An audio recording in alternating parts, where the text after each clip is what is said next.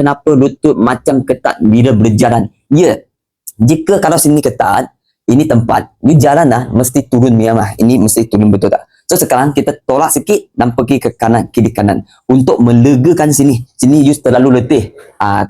Ini tempat kena urut. Urut. Yes. Tekan kiri kanan.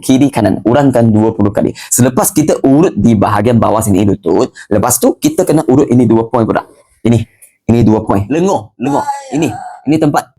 Kita kena urut ini 2. Ini poin. Yes, ini. Ini waktu you urut ni jam dia rasa lenguh dan masam-masam dulu. Sapu sikit krim, kasih dia licin dulu dan kita gunakan cara 4 jari ni. Tengok ini. 4 jari ni kita urut di ini corner. Betul-betul corner punya tempat. Ikut arah jam. 1 2 3 4. Sudah sakit dah? Okey, you sapu dulu. Sayang sikit. Okey, lagi urangkan 20 set. Yang penting ini urangkan 20 set. Sudah urut di bahagian ini, kita naik sikit. Ini paha.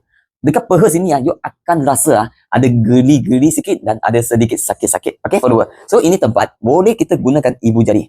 Ibu jari untuk urut. Untuk urut. Dari bawah sini tolak ke atas.